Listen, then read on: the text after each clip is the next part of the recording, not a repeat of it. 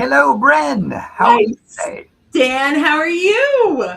Excellent, excellent. And for everyone else, welcome to today's Making Sales Social. Uh, Today, we're going to be talking about how to personalize your outreach when LinkedIn limits you. Now, I know it's hard for us to believe that LinkedIn would actually limit us, Uh, but Not so hard to believe, Dan. yeah, just wanted to see who was listening. But LinkedIn, I can't remember how long it was ago, Bryn, that LinkedIn further limited the number of messages you could send in your invitation if you have a free account. I think we're about 2 years since they've gone down to about 5 personal messages inside of a connection request for anyone with a free account. And I'll tell you, it's frustrating. We actually had a comment in the events where someone said, "Well, as you know, even though it's annoying, it does help to create the link when LinkedIn limits. It helps to create better habits." However, this is one that I disagree with. Generally, I would say yes, but I would, if I were LinkedIn, force the free people to put a message in every single connection request, because now there's transparency instead of just random connections. So if we were to be asked about our opinion on this particular limitation, I think it's backwards. I think everyone with a free account should be forced to put in a message. Yes, because you like to know why someone wants to connect with you, and it forces people to be more intentional Yes. when they reach out. But but it is what it is. Most folks on free LinkedIn are limited to about 5 messages. So that's the problem. That is, Is yeah. you don't have a choice. You can only put messages in about 5. So some suggestions as far as how to personalize your outreach even when you can't include a message in all of your invitations. So which what did you want to start with first? There's a super easy one, which is just look Yeah. at the profile. Yeah, so I love starting there, and I'm just going to kind of yes and what you just said, because the topic today is how to personalize that outreach. It's really when you send that connection request, they should know who you are. If you can't have a message, they should see you. You should be on their radar in some way or another, that you are not completely a stranger in this outreach. And so, even though we can't necessarily personalize the connection request, there are some things that we could do to get on their radar prior to that connection request, so that when it does come in without a message, we're not completely cold. Yeah, we're So not. I love that we start with profile. And really, when you visit someone's profile, they'll get a notification, and they'll see in who's viewed your profile that you were there. So I don't know if you want to elaborate on that anymore. Yep. So whether you view it as like someone knocking on your front door when they view your profile, or leaving you a voice message on the phone, most people, the vast majority, know that you can see who's looked at your profile on LinkedIn. Yeah. So it's not spooky. So you can take the initiative to reach out, look at their profile. They get notified. They may come back and look at yours. Now you're a known quantity. I love that. I love that. And so you have to make sure that your settings are set up right. A lot of people don't realize they're either anonymous or semi-anonymous. So make sure that you go into your settings and privacy, and that you are set up so that people can see your full name and company when you do view their profile. Yes, LinkedIn very much believes in reciprocity. So, yeah, it's kind of like what you give is what you get. So, That's right. you're open, LinkedIn will show you more. So, viewing the profile, that one's nice and easy. There's another one that's Yeah, and you can do this at the same time. exactly. right? Which is follow them. So you don't have to be connected to someone to actually follow them. I follow Brene Brown and Oprah Winfrey, right? Like I follow folks on LinkedIn that I'm not necessarily connected to, but they can see, not that Brene Brown's checking out that I followed her, but when you follow someone who isn't typically followed, not an influencer, they get curious. Who just followed me? Who is this person, right? And so when you follow them, there is a little kind of nudge for them to take a look at your profile. So if your profile is set up as a resource, as we talk about all the time, this is now helping you. They get to see who you are and the value you bring, so that when you do follow up with a connection request, even if there's no note, they have an idea of who you are and the value that you're bringing to the table. Yeah. Yeah. And when you follow them, you are more likely to see content that they post, if they post anything. Now, I don't know what the latest is with 360 Brew, but that was part of the logic behind why you would follow someone, because you do want to see what they're posting. That's essentially what we mean by following. Which is really number 3.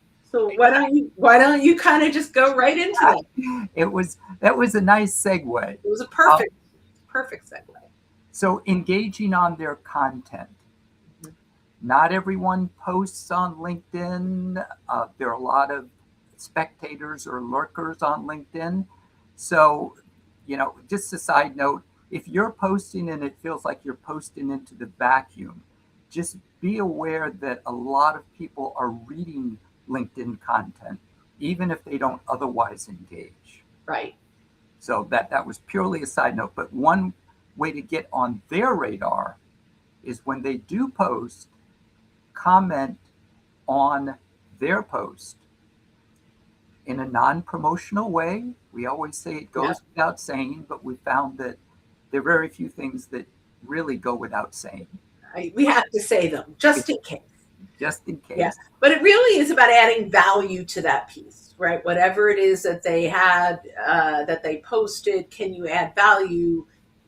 You can yes and. Like, I really love your thoughts around this. I think about it like this as well. Here's a new idea, right? Really think about it. Because now, and just a reaction, like a like, or, any celebration, that's nice, but they don't necessarily see you or your name. If you comment, they're really getting a look at who you are and what you do. And you matter more to them. So when you do comment and engage, and then you send that connection request, you are not a stranger. You've warmed this up. You've personalized your engagement first. Yeah. And when you do comment on their content, you're helping them. It does help to amplify their content. People post because they want to be seen. Mm-hmm. So when you comment, it helps them. People appreciate that. And if they comment on your comment, you've already started the conversation. Yeah, that's an easy connection request, right? Clearly, that's a great. You comment on their post, even if they just simply like it, that's the trigger to now connect with them, because that's great. I love that addition right there. That's a perfect timing, right? Put in that comment, let them engage in your content. Now you can connect without the message. Now, obviously, you do get 5 messages a month, so use them wisely. Use those messages, the connection request with the personal message wisely. If you can't do some of the things we're talking about now, you do have that default of 5 a month, but there is another 10 that we can get. So let's talk about that. Yes. It's funny. We don't talk about groups a lot, but they still have some utility. And we found some here. So you can see on someone's profile what groups they're part of. And if it's a high value enough contact, you may want to take the time and join or request to join one of the groups that they're part of, because then it gives you a capability that, Bryn, I'm going to let you talk about now, because we were just experimenting to make sure that it still worked. Yes. Yes. So as of the time that we are recording, this still works. But just know that if, anything we say, LinkedIn can change on a dime, right? But we did test this morning and it's fabulous. So there's a couple ways to do this, but you can do exactly what Stan just said, is find out what groups they're in and join those groups. But if you are in, you can have now, I believe, up to 100 groups that you're part of. It used to be 50. And I believe that it's up to 100 now. Although, again, at the time of recording, that can change. But even if it were just the 50, this is an opportunity. There's probably tens of thousands of people in those groups, and you join those groups with a purpose. So you may already have people in groups that you do want to connect with. So you can go into those groups and see who's active inside of those groups as well, right? And then what you could do is when you click on their profile, there is a message. It looks like an in-mail, and you get 10 of these messages that you can send out. It's not a connection request. It's different. But you can send a message. I really enjoyed the content that you shared inside of the group, or we are both part of this group. I took a look at your profile and I'd love to connect. So you can then send, I'd love to connect in that message, and then go connect. So you have 10 people that you can send that message to. It's not the message inside the connection request, but it is a message that says, look for my connection. Yeah. So, the more we think about it, the more you can be strategic about when you use your 5 messages, when you really need to. Because in the scenario we just described, you've already sent someone a message, you're sending them an invitation to connect. So you don't necessarily need to use one of your 5 messages. Right, exactly. Yeah, in that invitation. Yeah, hey, look for my connection request, and then just connect. Without the message, they already got your personalized message. Yeah. So, and just for clarification, you only get 10 across all groups a month. It's not 10 per group. So, but that's another 10. Like, we're tripling the messages, right? We're going from 5 connection requests with a message to now 10 more people that we can message before we send that connection request. Yep, because keep in mind that what we're talking about here is warming up the relationship. Yep. When LinkedIn is limiting you. So we're not talking specifically about how to send invitations. We're talking about how to go from a cold invitation to connect. To warming it up. One. Well, the next one is really my favorite. Yes, let's talk about social proximity. Yeah. Do you want to start, or should I jump in?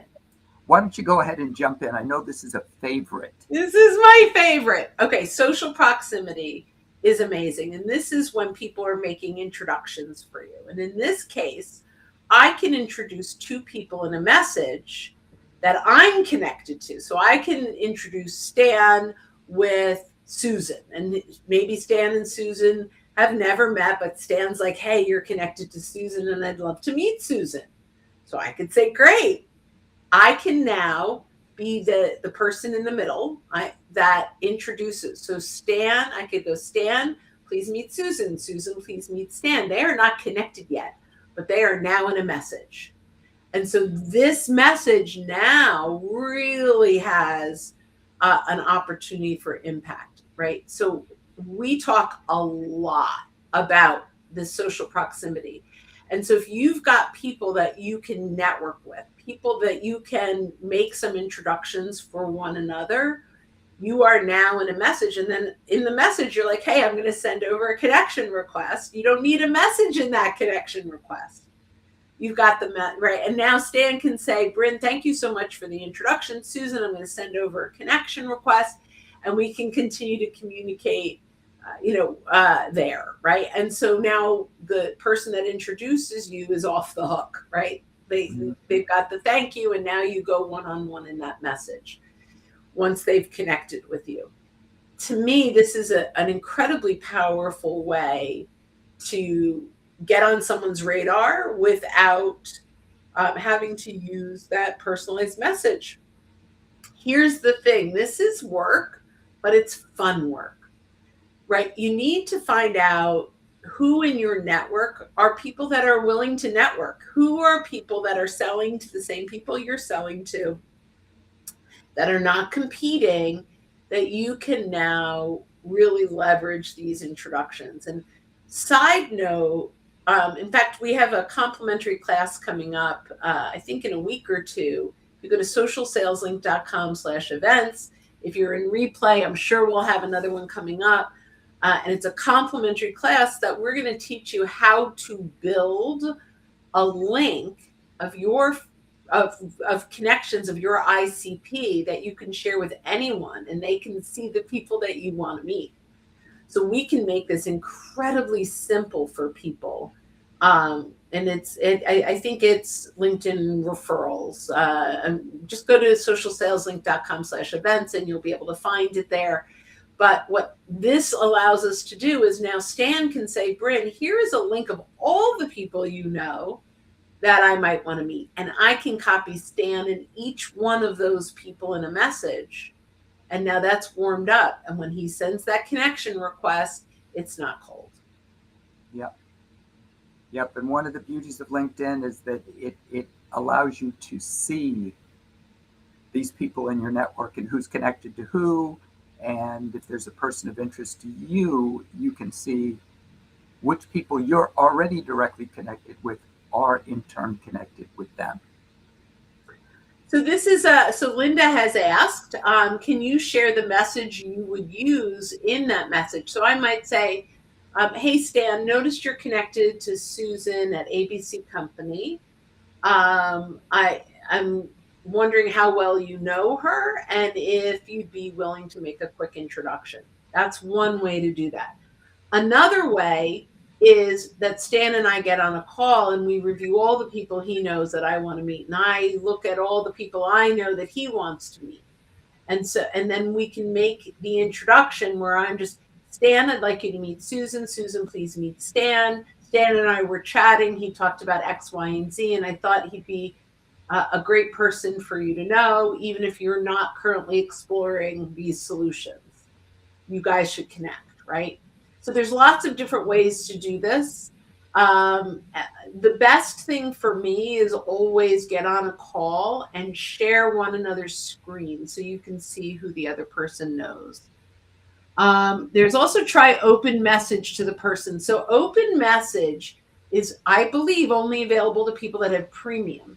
If you have a premium account, you can be open to getting messages to folks. But in that case, you now can send unlimited messages in your connection request. So once you've got a premium account, you're not limited to those 5. So a lot of what we're talking about today is if you have a free account and you're limited to the 5. And the last piece we're going to talk about is now they've connected, what do we do? Yeah, so the welcome message, and the good news is there are no limits on the welcome messages you can send. So hopefully LinkedIn is not listening, but... No, why? Because you think they'll change it if they hear us? You never know. You never know. But no limit. So when you do connect, when someone accepts your invitation or vice versa, make a habit of sending them a welcome message, kind of closing the loop. And because most people don't do that. Yeah. And it can also serve as a reminder to you, like 3 years from now. Okay, what was the context for how I met this person? Bryn, any thoughts you have on that one? Yeah, I love that. So think about when you send that welcome message. Stan had talked a little bit earlier in comments that you don't want to pitch. You definitely don't want to pitch here either. And so I think that is critically important. I would ultimately say, make sure that you are bringing value to that person, and that there's not an ask beyond something like, would you be interested in this content? And make sure the content is really good, valuable content. Or, I recently published a poll. I would love your one-click vote. Let me know if you're open, and I'll send you a link. So permission-based, those are the advice I give. Permission-based messages are critically important. Now, Linda is saying something, and we've got to check on this because this is something I did not know, and I think I know so much, but open message is available to everyone, but people have to change their settings to allow open messaging. I am not sure about that. If I'm shocked if that's the case, because I feel like it would get abused potentially, but if that's the case, that's great. You also can't search people by having an open message. So you wouldn't necessarily be able to grab a list of people that are open to that. So I believe anyone can accept an open message, but not anyone can send to someone with an open message. That you need to have premium to do that. If I'm wrong, I'll go find out. That would be interesting.